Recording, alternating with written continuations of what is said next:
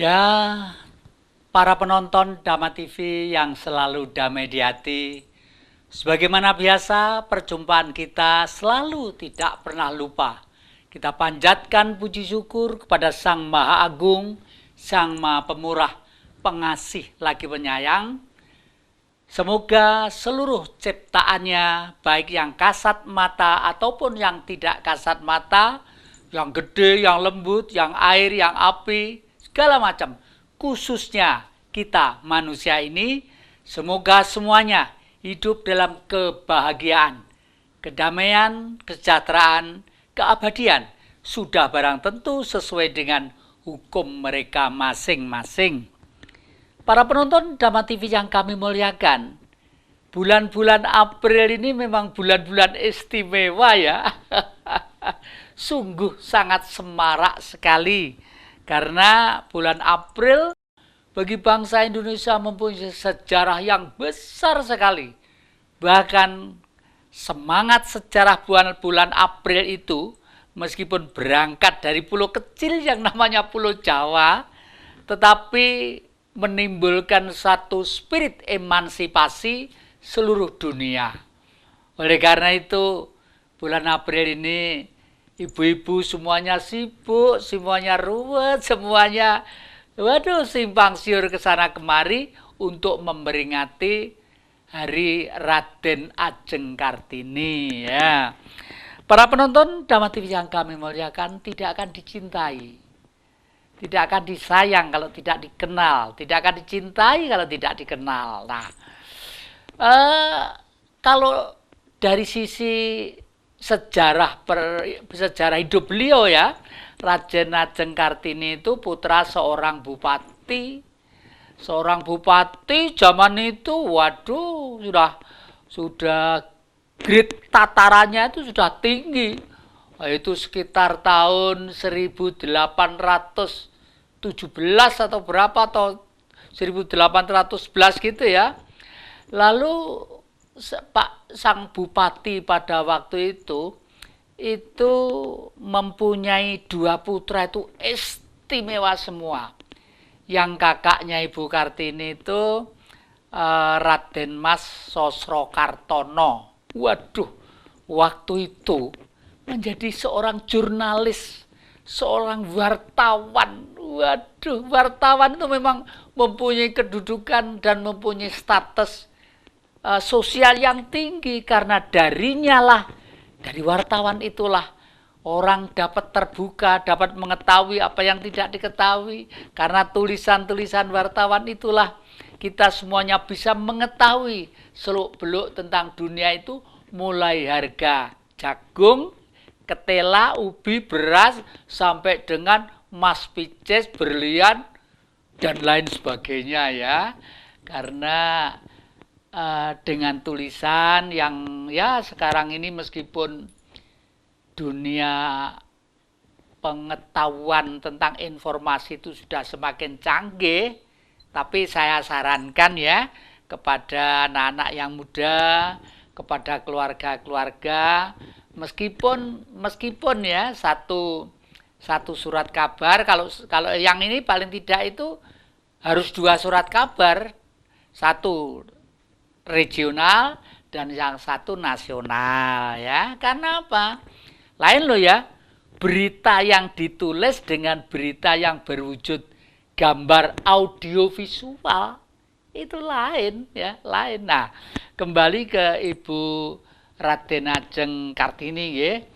Beliau hidup di zaman itu, seorang wanita mempunyai sosok patriotisme sejati yang begitu amat sangat militan. Coba ya, seorang putra bupati pada waktu itu pasti ada lalat nempel aja, ada yang ngebuti sendiri ya. Boleh dikata mau dahar, mau makan itu ya, semua sudah ditato rapi gitu ya. Tapi beliau itu merasa gelisah. Kenapa merasa gelisah? Karena pada waktu itu kaum wanita itu dianggap konco wingking, teman yang di belakang. Tapi awas, meskipun kelihatannya wanita itu sepele, kewajibannya ya, cuci-cuci, masak, menata tempat tidur dan sebagainya. Coba bayangkan ya. Kalau sepintas lalu seperti itu kelihatannya sepele, tapi ibu mempunyai satu perasaan, satu naluri bahwa rumahku adalah istanaku, rumahku adalah surgaku ya. Jadi tempat di mana suasana batin itu harus betul-betul indah, tentrem dan ayem.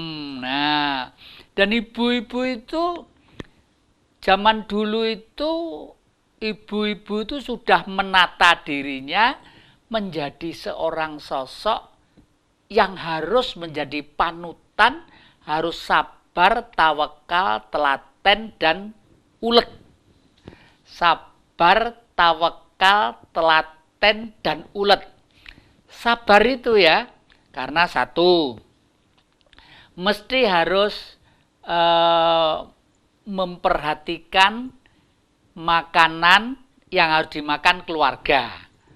Tentang gizinya, tentang apa yang harus dimakan. Ya. Lebih dari itu, coba bayangkan. Siapa yang tidak pernah lahir dari rahim seorang wanita? Nah, maka dari itu, anak-anak, di negeri kita itu seorang ibu itu mempunyai kedudukan yang sangat amat mulia.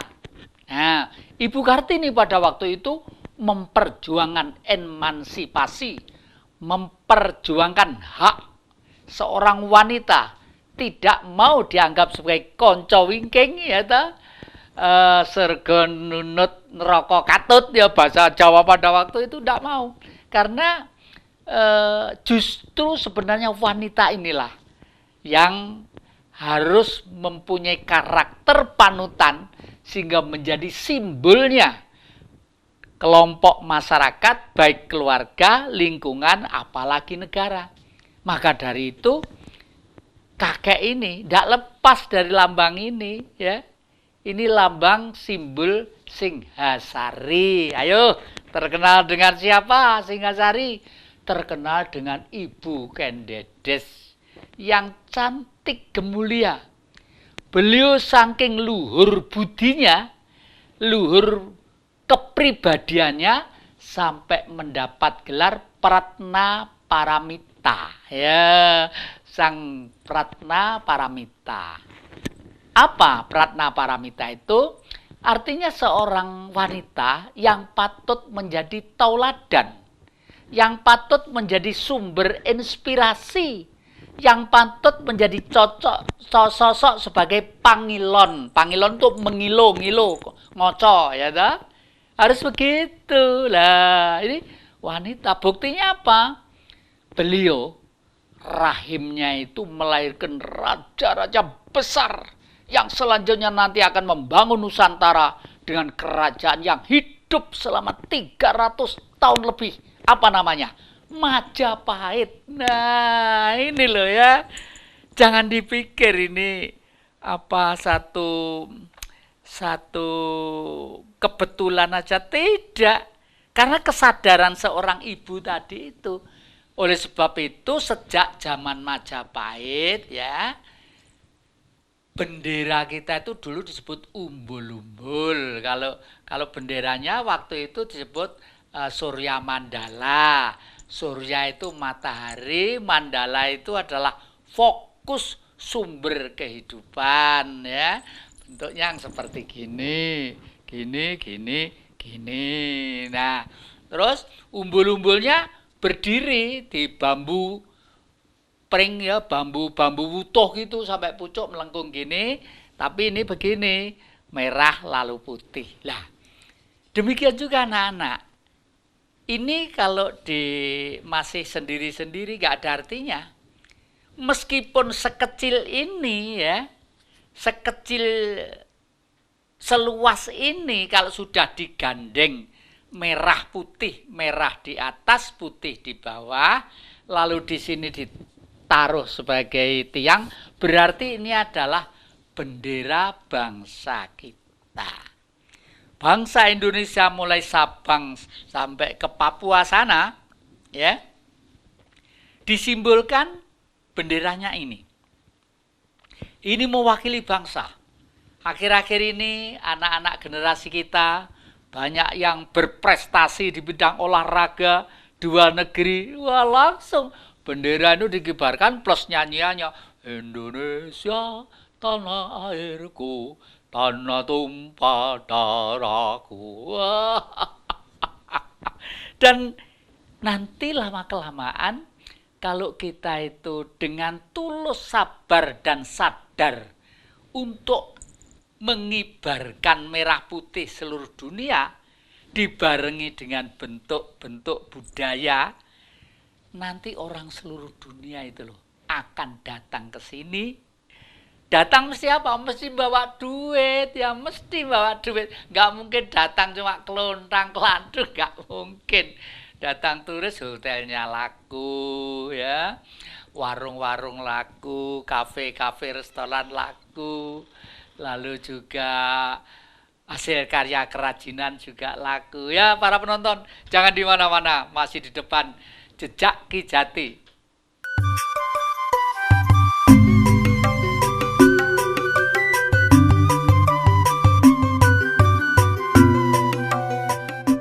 Ya, sedikit tentang kita lanjutkan tadi ya, tentang merah putih ini. Ini pun berangkat dari semangat ibu.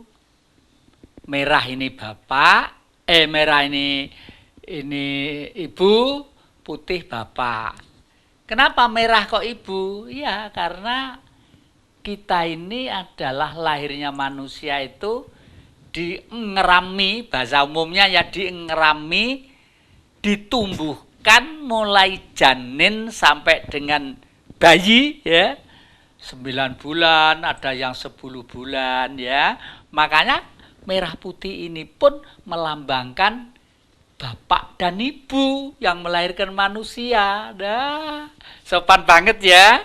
Bangsa Indonesia itu menghargai tentang peranan dan fungsi ibu. Lah, sekarang tentang ibu sendiri.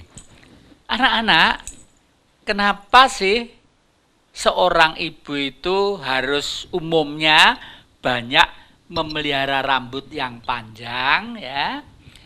Jadi rambut namanya aja rambut, artinya ro itu sinar, bo itu ada, ya, uturip, to itu to itu kenyataan itu to. Jadi rambut adalah sebenarnya ada karena kenyataan yang harus disadari oleh manusia ya, oleh manusia. Oleh karena itu kalau ibu-ibu itu memelihara rambut dengan panjang lalu tertata rapi, itu membangun kepribadian. Kepribadian coba kalau ya Surian begini itu ketelatenan, ngelatih ini loh, ngelatih kesabaran watak dan jiwa. Bukan kok berarti yang rambutnya pendek jelek, tidak, karena era zaman ini sudah begitu ya. Kalau zaman ini ibu-ibu yang mewakili, apalagi ibu-ibu yang biasa hidup mandiri menghidupi keluarga, misalnya kebetulan suaminya bapaknya lagi sakit kayak atau apa kayak, atau mungkin pergi keluar jauh boro ya mencari nafkah, itu rambut pendek nggak apa-apa supaya terengginah rega. Nah, tapi rambut itu harus dapat sinar matahari. Ini penting ya, karena matahari itu mengirim nyawa, dan nyawa itu kalau ditangkap oleh rambut ya, oleh rambut yang terurai dengan ditambah kehalusan, rahim ibu-ibu itu akan kuat. Rahim itu isinya apa? Yang lalu sudah saya terangkan ya, diulangi tidak apa-apa. Yang lalu kami jelaskan, seorang ibu sama dengan kita, fungsinya seperti manusia, bisa sakit, bisa kemeng, bisa pusing, bisa pegel, bisa marah gitu. Tetapi di dalam tubuh ibu ada benih benih yang disebut di dalam rahimnya, ada benih-benih indung telur yang nanti akan menjadi sosok manusia itu sendiri, ya toh? Oleh karena itu, kalau ibu-ibu tuh biasa menyusur rambutnya dengan bagus ya, dengan baik gitu, dengan penuh kesabaran, secara tidak langsung menata hati supaya sabar dan tawakal. Budaya Jawa disimbolkan sebagai istrinya seorang Arjuna. Herjuno, Arjuno, Janaka ya. Banyak orang yang nggak ngerti, oh Janaka bojone akeh kok ditiru. Nah, jangan salah pengertian ya. Artinya tugas laki-laki harus mengayomi peranan dan fungsi seorang ibu, karena ibu itu pekerjaannya itu padat banget, sulit dan padat banget pekerjaan ibu itu. Bagaimana tidak? Cuci-cuci, basuh piring, cingkir ya, menata tempat tidur, segala macam untuk putranya, untuk bapaknya, segala macam. Belum nanti kalau orang tua kebetulan ada di situ ya. Ini pekerjaan penuh kesabaran dan keuletan. Oleh karena itu, sosok wanita itu harus mempunyai karakter 3 seperti istrinya Arjuna. 1, Dewi Wara Sembadra. Dewi Wara Sembadra bisa disebut Loro Ireng ya. Dewi Wara Sembadra bisa disebut Loro Ireng. Dewi Sembadra itu orangnya lugu gitu. Basa krama inggil aja nggak pakai, lugu ya. Dipamane dipanggil Arjuna gitu, ini Arjuna, ini Sembadra gitu ya. Kakang, Arjuna kok suara kondur gigek tindak menyang endi wae. Itu ya. Jadi alus lembut lugu. Tapi bukan berarti tidak berkarakter. Karena dari seorang ibu itulah nanti melahirkan bayi-bayi, melahirkan manusia-manusia yang nanti itu akan menjadi tokoh-tokoh yang akan melindungi nusa, bangsa, dan negara ya. Nah, terus makanya beliau punya anaknya siapa? Abimanyu. Anaknya Abimanyu. Pada waktu perang Bharatayuda, perang antara kebenaran dengan kejahatan, yang maju perang tuh Abimanyu tuh punya apa? Punya panah 1000, panah 1000, gitu. Dan juga pada waktu itu Abimanyu itu catune arang keranjang. Catu arang keranjang tuh apa? Udah umpama panah tuh nancap sini, nancap banyak gitu. Sampai pada waktu meninggal ya, itu tubuhnya Abimanyu itu nggak mepet lemah ya, tubuhnya itu karena keganjelan panah banyak seperti begini, ini panah gitu. Itu gambaran. Artinya apa? Kalau manusia sudah ikhlas mengorbankan jiwa raga untuk kepentingan bangsanya, nanti di alam sana tidak akan memikul beban dosa. Artinya itu sudah kembali ke nirwana, kembali menjadi suci ya. Itu ceritanya seperti itulah. Oleh karena itu di dalam cerita ini nanti yang meneruskan generasi bangsa itu putra Sembadra tadi itu dengan Arjuna, namanya Bambang Parikesit. Parikesit itu zaman baru. Nah ini ya, kemarin mungkin masih mode ya, saya lihat ibu-ibu Kartinian itu ya memang semua sudah berusaha untuk menunjukkan saya adalah bangsa Indonesia. Pakaiannya sudah mulai memakai batik-batik, memakai rumbi-rumbi ciri khas Indonesia. Karena apa? Siapa yang tidak siapa yang mencintai negeri ini kalau tidak kita sendiri, begitulah. Istri yang kedua namanya Sri Kandi. Sri Kandi itu seorang wanita tapi jago perang. Jago perang. Bahkan pada waktu perang Mahabharata, Sri Kandi pun minta untuk maju ke medan laga dengan panahnya, ahli panah yang begitu sangat hebat. Artinya apa? Jangan meremehkan wanita.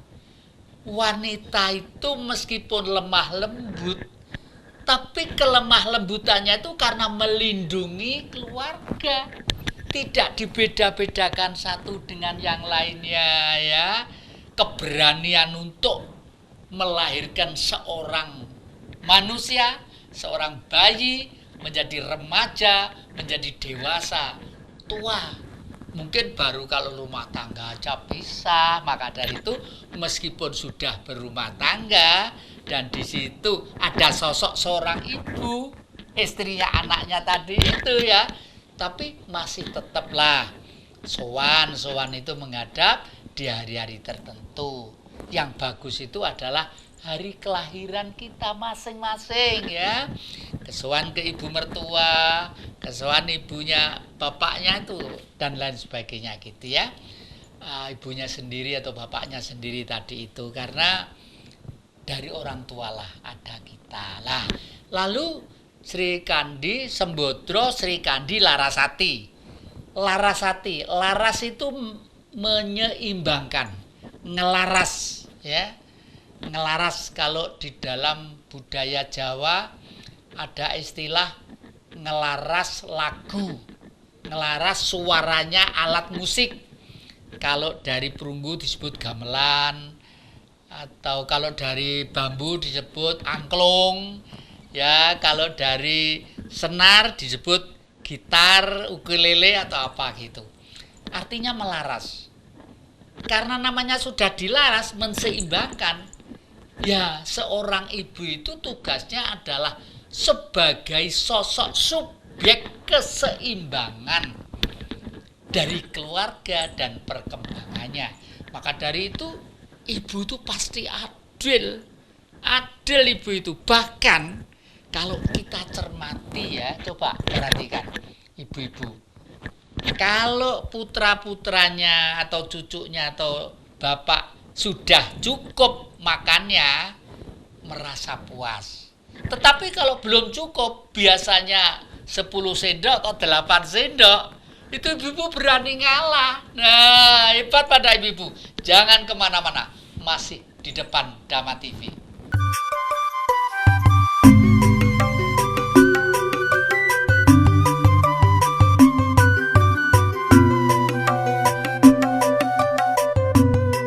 Ya, terima kasih Anda masih di depan Dhamma TV. Para penonton dan khususnya ibu-ibu, memang hari ini kita banyak bicara tentang ibu ya. Karena akhir-akhir ini kita lihat-lihat berita di mana-mana, kasihan. Bahkan kadang-kadang seorang ibu, seorang wanita karena menghidupi keluarganya sampai jauh-jauh pergi ke luar negeri hanya mencari supaya dapat sesuap nasi untuk menghidupi keluarganya. Ya, kalau di luar negeri tidak sesuap lagi ya, bahkan untuk menyekolahkan anaknya, untuk kuliah dan lain sebagainya gitu loh ya. Tapi masih kita bicara tentang seorang wanita yang harus menyatu dengan alam. Simbolnya sebagai Ibu Kendedes tadi itu ya, melahirkan raja-raja besar sampai berdirinya suatu kerajaan yang hidup 300 tahun, yaitu Majapahit itu ya. Majapahit, karena peranan Ibu Kendedes tadi itu sangat mulia sekali ya. Kalau bapak-bapak, ibu-ibu pergi ke Malang dari luar kota ya, begitu ada jalan turun di sebelah kiri ada seorang Ibu Kendedes yang dalam sikat Prapna Paramita, artinya samadhi seperti ini ya. Lalu nuwun sewu, jangan dianggap itu vulgar porno, salah itu, keliru. Ya keliru, hanya orang yang berpikiran jorok saja yang menganggap seorang ibu yang tidak memakai baju itu porno. Enggak, karena ingat, dari payudara ya, dari air susu ibu itulah bisa menghidupi putra-putranya. Dan air susu ibu itu waduh bukan main hebatnya. Kalau mungkin kakek ini anu ya, zamannya sudah begitu, meskipun ibu saya itu waktu itu sudah anu, tapi mungkin pada umumnya anak-anak sekarang tuh sudah ini ya, sudah susu bubuk ya.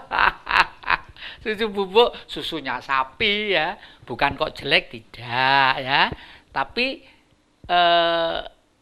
harus diimbangi dengan suatu nutrisi, satu mineral-mineral yang baik untuk tubuh kita. Dan akhir-akhir ini kelihatannya banyak pengetahuan, pengobatan yang begitu hebat sekali. Bahkan minggu yang lalu masih ingat Pak enggak? Seorang ibu yang melahirkan putra kembar. Ya, kayak putranya Kung, kembar, ganteng-ganteng, cakep-cakep, balah. Iya, saya lupa. Ternyata ada yang ngeritik tentang penampilan Dama TV dari Ki Jati ini. Yang ngeritik siapa? Cucunya sendiri. Waduh, Kong, sekarang kalau Kong sendiri nggak serem, Kong. Loh, nggak serem bagaimana? Dulu kan bisa berdebat, bantah-bantahan, serem gitu. Kalau sendiri kurang serem. Waktu itu masih pertama ya, ditonton, jadi kurang pengalaman. Jadi supaya serem, kok kadang-kadang sekarang ya agak action, segala macam, memberi gambaran-gambaran begitu. Nah, ini bahkan kemarin itu saya lihat di televisi, salah satu televisi, ada seorang ibu yang hidup dengan suaminya, umurnya itu sudah hampir 80 tahun. Ibunya sudah sepuh, bapaknya sudah sepuh lah. Terus bapaknya itu pekerjaannya jual es puter apa kemarin itu ya. Ternyata ada wartawan yang meneliti. Wartawan meneliti, dilihat orang itu tua itu jujur apa tidak. Nah, artinya itu saya coba diming sampai ada seorang wartawan gitu pakai pakaian pengemis, pakai kupluk deleseknya pakai jembel gitu, terus ngampiri, Pak, beli esnya, oke, di es puter dibuatkan gitu ya. Terus setelah itu si wartawan itu iseng-iseng begini, Pak, Bapak mau ikut saya, daripada di sini penghasilannya berapa sih Pak setiap hari? Wah, ya nggak mesti. Kalau kadang-kadang musim hujan, puting beliung, musim mendung gini ya orang jarang keluar dan yang membeli juga sedikit gitu. Nah, gini aja Pak, Bapak ini kalau bareng dengan saya, bagaimana kalau kita nuwun sewu, bahasa Jawa ini ya, ngemis saja, itu hasilnya lumayan loh Pak. Didudon inilah hasil saya sehari segini Pak, daripada Bapak begitu. Nah, ternyata Pak tua itu apa? Hanya mesem saja, tidak menjawab, dan mohon maaf nak, saya tak jualan ini saja gitu. Dipaksa pun tidak mau. Ternyata ada kamera dari jauh yang melihat dia. Begitu kumpulan-kumpulan wartawan senior yang mempunyai mass media tadi itu melihat seorang yang jujur seperti itu, akhirnya bapak tadi itu mendapat hadiah yang istimewa, dibelikan beras, dibelikan ini, rumahnya ditata, apa yang perlu dibutuhkan oleh bapak itu, lalu membeli obat 1 set supaya nggak sakit-sakitan. Nah, oleh karena itu, siapa saja, anak-anak, cucu-cucu harus berusaha untuk kerja keras. Berkali-kali kakek ini tidak akan bosan-bosan mengingatkan. Kita ini hidup di surga, surga yang nyata. Di surga itu di bawahnya mengalir sungai bersih jernih dan gemericik. Dan di sana ada tanaman antara lain jahe dan merica. Mana kalau nggak Indonesia? Oh iya, makanya pelajaran Vasco da Gama, pelajaran Columbus, pelajaran Daedalus mencari apa? Ya mencari rempah-rempah itu yang dibutuhkan bangsa di Eropa sana ya.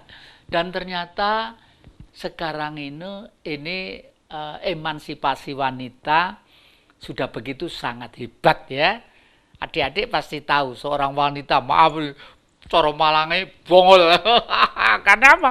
Tatonya banyak, tapi nyetir pesawat terbang sendiri. Wow, pesawat terbangnya banyak. Dan yang berani mencuri ikan di laut kita, Ibu Astuti. Sering nonton TV tuh, salah satu kabinet pemerintah kita sekarang itu, Menteri Kelautan mungkin ya sekarang ya, mau kendel itu. Memang selama ini kan tidak ditegasi orang yang rusak sini itu, karena laut itu merupakan satu kekayaan kita juga. Nah, itu ya. Jadi ibu sebagai sosok ini harus kita muliakan ya, kita muliakan. Anak-anak jangan sampai berani dengan ibu ya. Dan demikian juga seorang suami harus menyadari betapa peran seorang ibu itu begitu amat mulia, begitu amat luhur, begitu amat jujur di dalam kiprah-kiprah sepak terjangnya. Kok kebetulan di Aceh juga ada kan dulu yang berani ya, Cut Nyadin, terkenal. Di sini ada rencongnya, waduh, pahlawan loh itu Cut Nyadin itu, berani, wanita tapi berani ya, berani melawan penjajah, naik kuda, naik waduh gitu, wah, salut saya sama dulur-dulur di Aceh sana. Kalau saya nyebut tuh Serambi Nusantara di sana itu, ini sebutan saya loh, karena apa? Karena ujungnya Nusantara ya, ujungnya Nusantara, ujung Indonesia yang ada di sana. Untuk masuk Indonesia dari sebelah barat lewat sana lalu ke sini. Nah, begitu. Nah, jadi ya, dan ibu, peranan ibu yang begitu cinta kasih, penuh dengan kemuliaan, ini kelihatannya sudah dikodratkan oleh Sang Maha Hidup. Sang Maha Hidup. Buktinya apa? Jangankan kok manusia, semua hewan itu kalau induk itu ibu ya, bahasa binatang itu. Kalau induk itu, waduh, begitu anaknya lahir itu dingkremi. Coba ayam aja ya, babon itu ayam. Begitu bertelur dingkremi gitu, nggak makan loh. Ngeremi ayam itu, dia itu tidak makan. Secara rasional apa? Supaya panas. Buat apa? Buat supaya yang dingrem itu segera menetas ya, anget. Baru setelah dingkremi, lalu telur itu pecah prak gitu. Nah, itu digiring keluar, dilindungi ya. Kalau misalnya musim hujan, ditaruh di dalam ini sayapnya supaya jangan kehujanan. Kalau ada anjing atau binatang yang mau mengganggu anaknya, dia lebih baik ke depan tarung lebih dulu. Jagonya kemana? Jagonya malah kelayapan. Jago itu malah nakal ya, nakal. Telur itu asalnya dari jago juga kok. Tapi cinta kasih seorang ibu ternyata memang lain ya. Dingkremi seperti itu. Semua bentuk ibu ya, itu hukum cinta kasihnya itu betul-betul luas. Lah, cinta kasih sayang inilah merupakan satu energi yang begitu amat kuat. Saya melihat di Facebook atau di mana ya, itu ada seorang ibu melahirkan putra kembar putranya, yang satu hidup bernapas ya bisa yang satu tidak bernapas sama sekali, dan ini tertutup dan sama sekali tidak bernapas dan pucat. Ibu tuh nangis, sudah tetangga ayah ya, suami mengingatkan supaya sadar gitu, tapi tetap cinta kasihnya, dia tetap tidak boleh itu dikubur anaknya. Jangan kemana-mana, masih di depan Dhamma TV.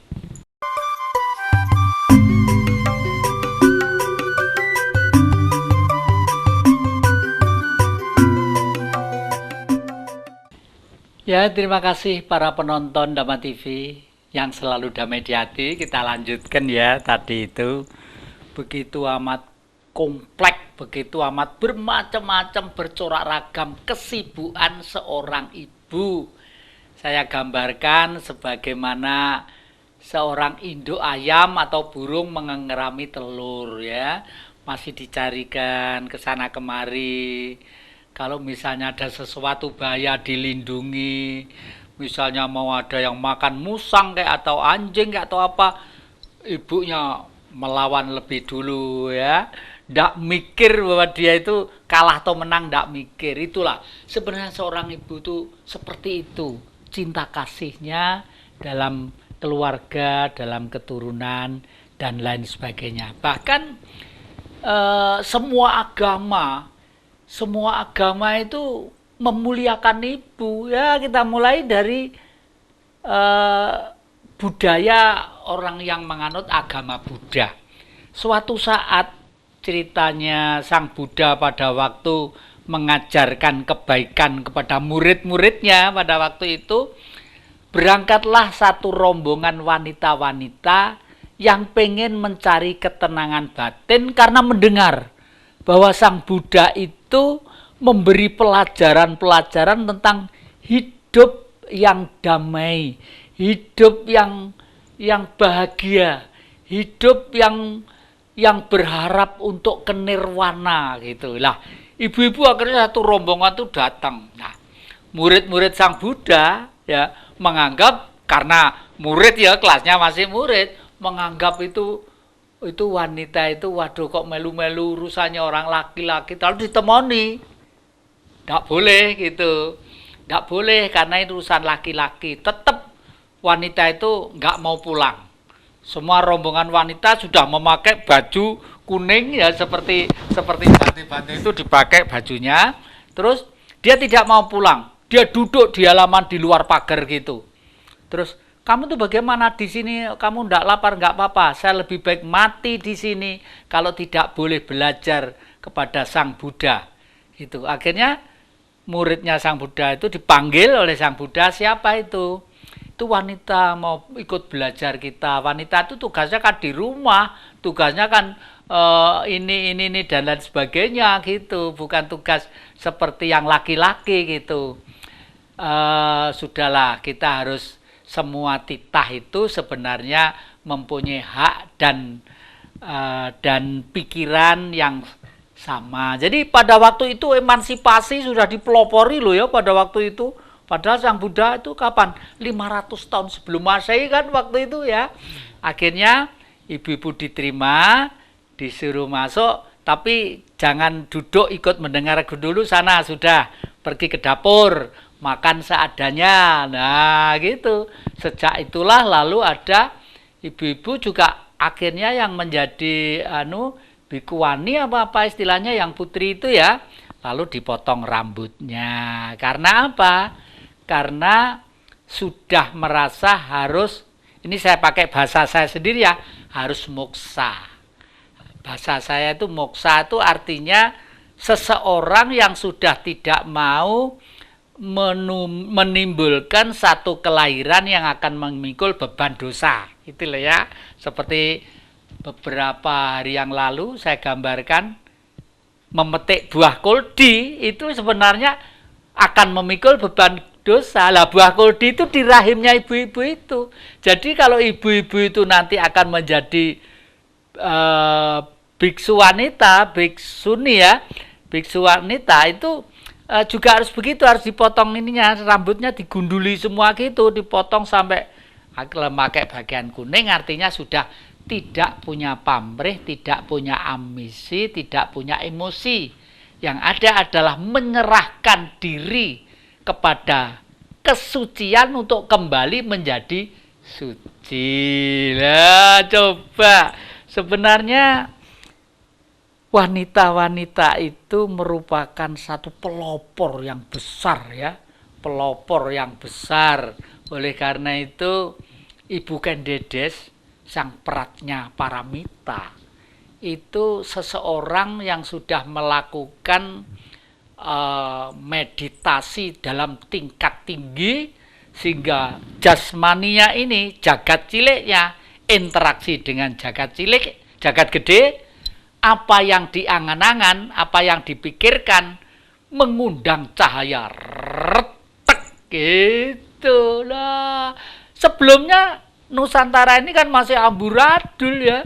Bagaimana tidak, baru ada bencana alam besar sampai Borobudur tertutup, sampai dinasti Sanjaya itu di sana Gunung Merapi meletus, ini meletus, Krakatau meletus, lalu boyong ke timur mencari tempat yang lebih aman lagi, sampai yang akhirnya di Gunung Arjuna ini, di tempat kita ini. Nah, jadi perjuangan wanita itu ternyata bukan main. Oleh karena itu anak-anak, adik-adik ya, khususnya yang putri-putri ya, yang putri-putri jangan asik di ini loh ya, jangan asik itu loh. Ibu harus dibantu ya. Ibu harus dibantu, jangan sampai ibu capek. Nanti kalau ibu capek, ibu sampai gerah. Gerah itu sakit ya, bukan sumuk. Gerah itu sakit. Nanti satu keluarga itu pasti akan kebingungan semua. Nah, dan anak-anak yang putri-putri mulai kecil-kecil sudah biasakanlah bergaul dengan menghidupkan budaya tradisional, kearifan lokal. Jamuran yo gegetok, jamur apa yo gegetok, jamur kajembe cici tak sirom bade jamur apa. Nah, itu kan biasanya itu kelihatannya sepele, tapi itu melatih kepribadian yang nanti itu akan menanam budi pekerti. Dan budi pekerti ini wanita harus mendahului. Jangan sampai kalah dengan yang pria atau yang laki-laki. Karena wanita itu di dalamnya indung telur. Kedua kali, makan, minum pun harus hati-hati. Loh, kayak akhir-akhir ini kok banyak berita yang gak enak toh, kayak ada seorang ibu yang tega terhadap keluarga, terhadap anak, gini. Ya itu 1, 2, 3. 1, 2, 3 dikarenakan hukum sebab dan akibat. Mungkin faktor ekonomi, faktor psikologi, sehingga seorang ibu saking capeknya timbul suatu emosional yang tidak terkendali. Dan seorang wanita itu secara kodrati memang mempunyai kelebihan energi. Karena apa? Wanita itu mempunyai produksi darah yang lebih aktif, lebih dominan dari laki-laki. Karena apa? Fungsinya nanti kalau indung telur itu dibuahi ya, itu untuk mengerami. Makanya kalau sudah dibuahi itu biasanya tidak mengeluarkan menstruasi, mohon maaf ya, itu memang bahasa umum supaya anak-anak ngerti lah. Oleh karena itu anak putri-putri ya yang lagi umur sekitar 14, 15, 16, 17, 21, 22, 24 biasanya itu kalau naik sepeda motor, waduh kendele setengah mati, wendel weng, waduh kayak itulah wanita. Kenapa seperti itu? Karena kalau dia itu sudah masuk ke dewasa, itu suatu saat produksi darah itu keluar, produksi darah itu meluap, belum keluar, itu emosional itu tinggi, lalu tidak sabaran, kok ya dilalah ya, kok kebetulan itu jarang yang sampai fatal gitu, jarang. Mungkin karena perigelnya atau mungkin karena yang lainnya kasihan karena itu wanita ya.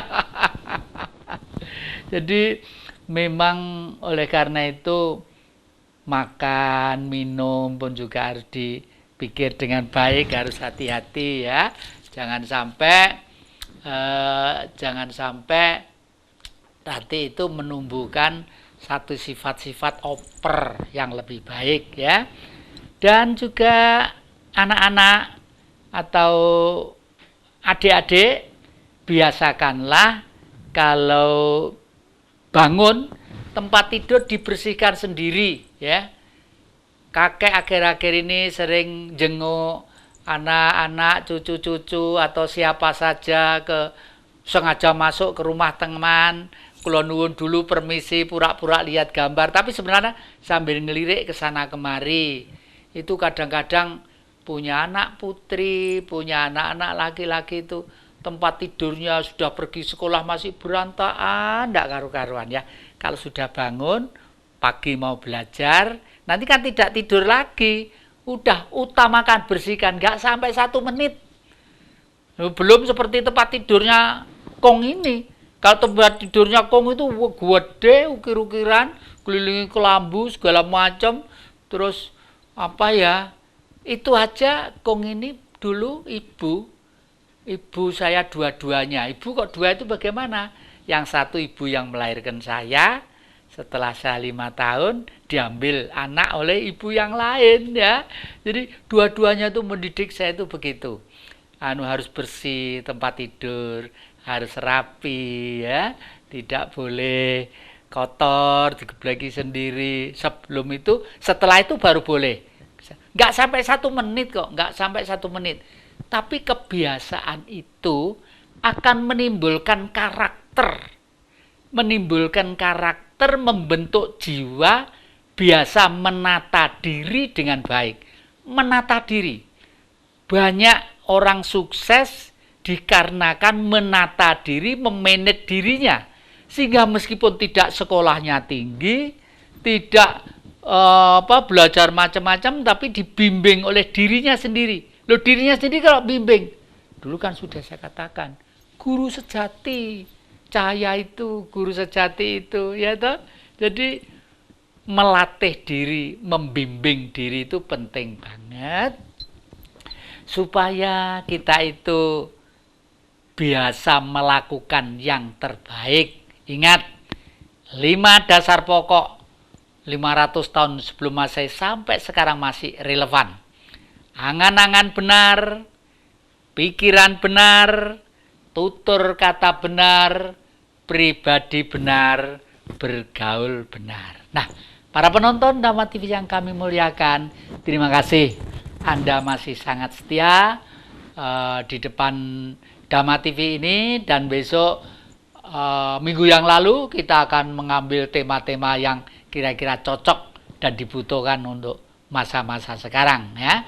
Dengan saran dan ingatan, saya ingatkan kepada para penonton, jangan lupa setiap hari Minggu jam 19 malam dan biasanya diulangi hari Senin jam 4 sore. Sudah barang tentu dalam ruang Jejak Ki Jati dalam Dhamma TV yang selalu damai di hati. Rahayu.